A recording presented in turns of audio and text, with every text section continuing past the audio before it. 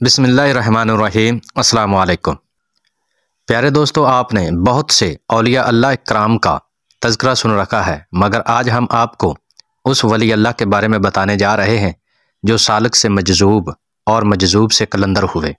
پانی پت کے میدان میں یہ قلندر کیسے اللہ تعالیٰ کی مخلوق کو اللہ تعالیٰ کے پیغام کی طرف بلاتا رہا، اور اس قلندر نے اپنی زندگی میں یہ مقام کیسے حاصل کیا۔ قلندر، مجذوب اور سالک میں کیا فرق ہوتا ہے، آج کی ویڈیو میں آپ کو یہ بھی بتائیں گے، لہٰذا آپ سے گزارش ہے کہ ہمارے ساتھ رہیے گا اور اس ایمان افروز ویڈیو کو آخر تک ضرور دیکھیے گا۔ ہندوستان کے اس عظیم قلندر کا نام حضرت شاہ شرف الدین اور لقب بو علی قلندر تھا۔ آپ کا تعلق سلسلہ قادریہ سے بتایا جاتا ہے۔ آپ کا سلسلہ نسب کچھ اس طرح سے تھا: حضرت شاہ شرف الدین بو علی قلندر بن سالار فخر الدین زبیر بن سالار حسن بن سالار عزیز بن ابو بکر غازی بن فارس بن عبد الرحمن بن عبد الرحیم بن دانک بن امام اعظم ابو حنیفہ نعمان بن ثابت رضی اللہ تعالی عنہ تھا۔ آپ رحمۃ اللہ علیہ کی ولادت باسعادت جمعہ کے روز 605 ہجری بمطابق 1209 عیسوی کے پانی پت میں ہوئی تھی۔ آپ رحمۃ اللہ علیہ کی والدہ کا نام بی بی حافظہ جمال تھا، اور آپ کی والدہ شریعت پر سختی سے عمل درآمد کرتی تھیں۔ آپ رحمۃ اللہ علیہ کے خاندان کا شمار پانی پت کے قدیم خاندانوں میں ہوتا ہے، چنانچہ آپ کے والدین یعنی سالار فخر الدین اور بی بی حافظہ جمال کے مزارات پانی پت کے شمال کی طرف اب بھی موجود ہیں۔ سیر الاکتاب کے مصنف نے لکھا ہے کہ حضرت بو علی قلندر حضرت امام اعظم ابو حنیفہ رضی اللہ تعالی عنہ کی اولاد سے تھے۔ آپ کا سلسلہ نسب چند واسطوں سے حضرت امام اعظم سے ملتا ہے: شیخ شرف الدین بو علی قلندر بن سالار فخر الدین بن سالار حسن بن سالار عزیز بن ابو بکر غازی بن فارس بن عبد الرحمن بن عبد الرحیم بن محمد بن ذالک بن امان نعمان ابو حنیفہ کوفی بن ثابت بن نعمان رضی اللہ تعالی عنہم اجمعین تھا۔ سیر الاکتاب نے آپ کے پیروں کے سلسلے کو کچھ اس طرح سے بیان کیا ہے: بو علی قلندر خلیفہ شیخ عاشق خداداد شیخ امام الدین اور ابدال خلیفہ شیخ بدر الدین غزنوی خلیفہ حضرت قطب الدین بختیار اوشی رحمۃ اللہ علیہ اجمعین۔ آپ رحمۃ اللہ علیہ کا شمار برصغیر پاک و ہند کے نامور اولیاء کبار میں کیا جاتا ہے۔ برصغیر پاک و ہند کے مجاذیب کے امام اور صاحب اسرار مشائخ چشت کے رہنما شمار ہوتے ہیں۔ ابتدائی زندگی میں علوم دینیہ میں مہارت حاصل کی اور مجاہدہ اختیار کیا۔ جب جذب و سکر کی انتہا ہو گئی تو اپنی تمام کتابوں اور قلمی یادداشتوں کو دریا میں پھینک دیا۔ خانوادہ چشت اہل بہشت سے تعلق قائم کیا۔ آپ کے مرید اور خلفاء کا ایک سلسلہ تھا جو برصغیر کے علاوہ عالم اسلام میں پھیلا ہوا تھا۔ دہلی کے حکمران علاؤالدین خلجی اور جلال الدین خلجی بھی آپ رحمۃ اللہ علیہ کے حلقہ مریدین میں سے تھے۔ پیارے دوستو، آپ رحمۃ اللہ علیہ اپنے زمانے کے بہت بڑے قلندر تھے۔ آپ کو قلندر کیوں کہا جاتا تھا، آئیے اس بارے میں آپ کو بتاتے ہیں۔ جب حضرت علی رضی اللہ تعالی عنہ نے آپ رحمۃ اللہ علیہ کو دریا سے باہر نکالا تو آپ اسی وقت مست سے الست ہو گئے، ہر وقت حالت جذب میں رہنے لگے اور اسی دن سے شرف الدین بو علی قلندر کہلانے لگے۔ یہ بات تاریخی کتاب تذکرہ اولیاء پاک و ہند کے صفحہ نمبر 87 پر درج ہے۔ اس کے علاوہ رافضی ملنگوں نے یہ مشہور کیا ہوا ہے کہ اللہ تعالیٰ نے حضرت شرف الدین قلندر سے پوچھا، مانگ کیا مانگتا ہے؟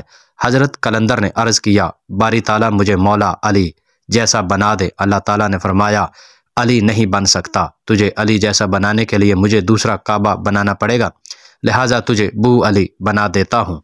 رافضی ملنگوں کی یہ بات کسی اور تاریخی کتاب میں نہیں ملتی اور یہ انتہائی کمزور مانی جاتی ہے۔ اس بارے میں اللہ تعالیٰ کی ذات بہتر جانتی ہے۔ رافضی ملنگوں کی اس روایت کے بارے میں کہا جاتا ہے کہ آپ نے کئی سال دریا کے کنارے بکثرت عبادت کی، آخر کار حکم خداوندی ہوا کہ مانگ کیا مانگتا ہے؟ آپ رحمۃ اللہ علیہ نے فرمایا، یا اللہ مجھے علی جیسا مرتبہ عطا فرما۔ اللہ تعالیٰ نے جواب دیا، علی کے مقام تک پہنچنا مشکل ہے، ہاں مگر بو علی بن سکتے ہو، اور اسی دن سے آپ بو علی قلندر کہلانے لگے۔ آپ رحمۃ اللہ علیہ سالک ولی اللہ تھے، مگر بعد میں مجذوب ہو گئے، مگر پھر بھی حالت مجذوبی میں شریعت کا بہت احترام کیا کرتے تھے۔ اعلیٰ حضرت امام اہل سنت امام احمد رضا خان بریلوی رحمۃ اللہ علیہ فرماتے ہیں، حقیقی مجذوب کی علامت یہ ہے کہ حالت جذب میں بھی شریعت مصطفیٰ صلی اللہ علیہ وآلہ وسلم کی مخالفت نہیں کرے گا اور شریعت مطہرہ کا کبھی مقابلہ نہ کرے گا۔ یہ بات ملفوظات اعلی حضرت کے صفحہ نمبر 217 پر درج ہے۔ حضرت ابو علی شاہ قلندر پانی پتی رحمۃ اللہ علیہ کا ارشاد گرامی ہے کہ مجذوب کی پہچان درود شریف سے بھی ہو جاتی ہے۔ اس کے سامنے درود پاک پڑھا جائے تو مؤدب یعنی با ادب کھڑا ہو جاتا ہے۔ آپ رحمۃ اللہ علیہ نے 30 سال تک سخت سے سخت مجاہدے کیے، ہر وقت عبادت الہی میں مشغول رہا کرتے تھے۔ آپ رحمۃ اللہ علیہ پر جذب الہی اس درجہ غالب تھا کہ آپ کو اپنی خبر نہ تھی۔ قلندرانہ روش اور مجذوب ہونے کے باوجود آپ شریعت کا بہت احترام کرتے تھے۔ ایک مرتبہ ایسا ہوا کہ آپ کی مونچھوں کے بال بہت بڑھ گئے، کسی کو ہمت نہ تھی کہ آپ سے کہتا کہ مونچھوں کے بال کٹوا دیں۔ آخر کار مولانا ضیاء الدین نے سنا اور ان سے رہا نہ گیا۔ مولانا ضیاء الدین رحمۃ اللہ علیہ نے اس کو خلاف شریعت سمجھ کر آپ رحمۃ اللہ علیہ کی داڑھی پکڑی اور کینچی ہاتھ میں لے کر آپ کی مونچھوں کے بال کاٹ دیے۔ آپ نے کوئی اعتراض نہ کیا۔ اس واقعہ کے بعد آپ اپنی داڑھی کو چوما کرتے تھے اور فرماتے تھے، یہ شریعت محمدی صلی اللہ علیہ وآلہ وسلم کے راستے میں پکڑی جا چکی ہے۔ آپ نے کئی کتابیں لکھی ہیں۔ آپ کی ایک کتاب حکم نامہ شرف الدین کے نام سے مشہور ہے۔ آپ شاعر بھی تھے۔ آپ کا کلام حقائق و معارف، ترک و تجرید، عشق و محبت کی چاشنی میں ڈوبا ہوا تھا۔ آپ رحمۃ اللہ علیہ کے خطوط بہت سارے مشہور ہیں۔ یہ خطوط آپ نے اختیار الدین کے نام تحریر فرمائے ہیں۔ آپ کے خطوط تصوف کا بیش بہا خزانہ ہیں۔ آپ کے مرید اور خلفاء کا ایک سلسلہ تھا جو برصغیر کے علاوہ عالم اسلام میں پھیلا ہوا تھا۔ دہلی کے حکمران علاء الدین خلجی بھی آپ رحمۃ اللہ علیہ کے مریدین میں سے تھے۔ ایک مرتبہ ہندوستان کے بادشاہ کو ایک مسئلہ درپیش آیا۔ بادشاہ کے وزیر مشیر اس مسئلے کو حل نہ کر سکے۔ چنانچہ بادشاہ نے اس دور کے علماء کو حکم دیا کہ ایک ہفتے کے اندر اس مسئلے کا حل تلاش کر کے لائیں، نہیں تو سب کی گردنیں اڑا دی جائیں گی۔ علماء بے حد پریشان تھے۔ جب آپ رحمۃ اللہ علیہ کو اس مسئلے کے بارے میں علم ہوا تو آپ رحمۃ اللہ علیہ نے اپنے ساتھ کتابوں سے بھرے ہوئے 7 اونٹ لیے اور دریائے گنگا جمنا کے کنارے بیٹھ گئے۔ ہر دن ایک ایک اونٹ کتابیں دریا میں پھینکتے جا رہے تھے اور کسی بھی کتاب میں حل نظر نہیں آ رہا تھا، اور آخری یعنی 7ویں دن آپ رحمۃ اللہ علیہ کے لبوں سے بے ساختہ ایک جملہ نکلا کہ تکبر عزازیل رخار کرد۔ چونکہ آپ رحمۃ اللہ علیہ کتابی و مادی علم پر بڑا فخر کیا کرتے تھے، مگر اس مسئلے کا حل تلاش نہ ہوا تو یہ جملہ آپ کی زبان سے بے ساختہ نکلا تھا۔ چنانچہ اس کے بعد حضرت سید شاہ ابو شرف الدین خلیج میں اتر کر وضو کر رہے تھے۔ اچانک ایک پتا اپنی طرف آتے ہوئے دیکھا۔ پتا آ کر آپ رحمۃ اللہ علیہ کے سامنے رکا۔ آپ رحمۃ اللہ علیہ بزرگوار نے دیکھا کہ یہ پتا تو ہمارے گاؤں باغ لیلا دراوا شلوازن کی ہے۔ پتا اٹھا کر دیکھا تو مسئلے کا حل تحریر تھا اور نیچے برادر بزرگوں حضرت سید شاہ انور رحمۃ اللہ علیہ کا مہر نگین تھا۔ دونوں بھائیوں نے ایک دوسرے کے ساتھ عہد و پیمان کیا تھا کہ ہم دونوں میں سے جس کا بھی علم افضل ہوگا تو وہ مرشد اور دوسرا مرید ہوگا۔ آپ رحمۃ اللہ علیہ نے وہ پتا بار بار چوما اور پڑھا جس پر سارا ماجرا لکھا ہوا تھا۔ اس پتے پر لکھا تھا، اے برادرو مرید من، نہ راحت نہ بشید۔ یہ لڑکی جس سے بادشاہ کی شادی ہوئی ہے، یہ لڑکی اس بادشاہ خدائے بندہ کی اپنی صاحبزادی یعنی اس کی بیٹی ہے۔ قدرت کو منظور نہیں ہے کہ وہ ان سے ہم بستری یعنی جمع کرے۔ آپ رحمۃ اللہ علیہ نے آواز دی کہ مبارک ہو، مسئلے کا حل مل گیا۔ علماء دوڑے، پوچھا کیسے مسئلے کا حل مل گیا؟ آپ رحمۃ اللہ علیہ نے فرمایا کہ پانی پر پتا آیا، مجھے میرے مرشد بھائی نے سابقہ سارے حالات تحریر کر دیے ہیں۔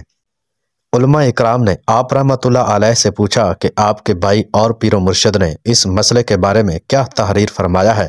تو آپ رحمۃ اللہ علیہ نے فرمایا کہ میرے بھائی نے یہ تحریر کیا ہے کہ یہ لڑکی بادشاہ کی صاحبزادی یعنی اس کی بیٹی ہے، اس لیے بادشاہ سلامت کا اس سے نکاح نہیں ہو سکتا۔ شیخ شرف الدین بو علی قلندر حضرت شیخ شمس الدین ترک پانی پتی رحمۃ اللہ علیہ کے ہم اثر تھے۔ جس دن حضرت شمس الدین ترک پانی پتی کلیر سے پانی پت تشریف لائے، اسی دن سے شیخ شرف الدین بو علی قلندر نے پانی پت چھوڑ کر شہر کے باہر سکونت اختیار کر لی۔ چند روز گزرنے کے بعد شیخ شمس الدین کے ایک خادم اس مقام سے گزرے جہاں بو علی قلندر نے قیام کیے رکھا تھا، تو دیکھا کہ شیخ بو علی قلندر شیر کی شکل میں تشریف فرما ہے۔ یہ خادم ڈر گیا اور دوڑا دوڑا شیخ شمس الدین ترک کی خدمت میں حاضر ہوا تو حضرت شمس الدین ترک نے بات سن کر فرمایا کہ دوبارہ جاؤ، اگر بو علی قلندر ابھی شیر کی شکل میں نظر آئے تو انہیں کہنا شیر تو جنگل میں رہا کرتے ہیں، شہر میں ان کی گنجائش نہیں۔ خادم گیا تو شیخ بو علی قلندر کو شیر کی شکل میں پایا تو کہا میرے مرشد نے کہا ہے کہ شیروں کو آبادی میں رہنا مناسب نہیں، ان کا مقام تو جنگلات اور بیابانوں میں ہوتا ہے۔ وہ شیر اسی وقت اٹھا اور جنگل کی طرف چلا گیا اور پانی پت سے کئی میل دور اپنا بسیرا بسا لیا تھا۔ یہ مقام آج بھی باغہونی کے نام سے پانی پت شہر سے مشرق کی طرف واقع ہے۔ ہندی زبان میں باغ شیر کو کہتے ہیں، باغہونی مقام شیر کو کہا جاتا ہے۔ یہ مقام اب تک خلق کی زیارت کے لیے موجود ہے۔ حضرت شیخ ابو علی چند سال یہاں رہے، پھر موزہ بڈھا کیٹرا جو کہ کرنال کے مضافات میں ہے سکونت اختیار کیے رکھی۔ اخبار الاخیار کے مؤلف گرامی نے لکھا ہے، ایک وقت آیا جب آپ جذبِ مسجدی میں تھے تو آپ رحمۃ اللہ علیہ کی مونچھیں بہت زیادہ بڑھ گئیں۔ کسی کو جرأت نہ تھی کہ آپ کی مونچھیں چھوٹی کرنے کا مشورہ دیتا۔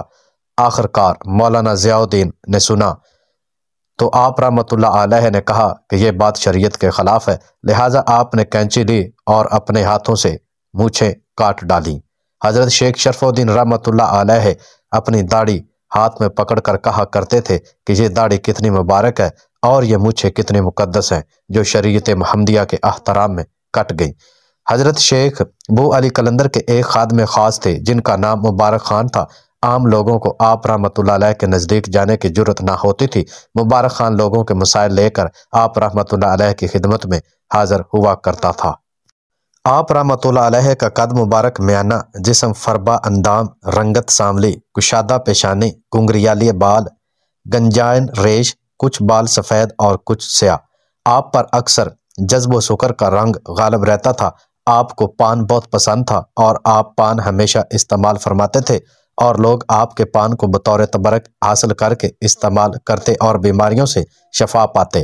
آپ کے پان مبارک سے بانجھ عورتوں کو اولاد نارینہ کا ہونا تو اس وقت پانی پت میں بہت مشہور تھا۔ آپ رحمۃ اللہ علیہ کی ذات وہ مبارک ہستی ہے جنہیں مسلمان، ہندو اور سکھ برابر مانتے ہیں۔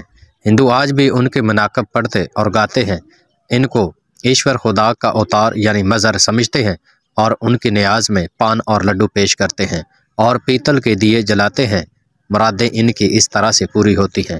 آپ رحمۃ اللہ علیہ کا قیام ایک حجرہ مبارک میں تھا اور حجرہ مبارک کے دروازہ پر پردہ ہوتا تھا، جس کو حاضری کی اجازت ملتی صرف وہی پردہ اٹھا کر اندر داخل ہوتا، اس کے علاوہ کسی کو داخل ہونے کی اجازت نہ تھی۔ کئی کتب میں آپ رحمۃ اللہ علیہ کے تصرفات کے واقعات ملتے ہیں، مثلا تذکرہ غوثیہ میں عبد القادر نامی ایک شخص کا ذکر جس کو حضرت بو علی شاہ قلندر رحمۃ اللہ علیہ کے مزار اقدس پر حاضری کے دوران قلندر پاک نے ایک نگاہ میں باطنی نعمت سے مالا مال کیا۔ اس طرح کے کئی ایک واقعات ہیں۔ آپ کی کئی چلاگاہیں ہندوستان پاکستان میں موجود ہیں جہاں طالبین حق جا کر فیض حاصل کرتے ہیں۔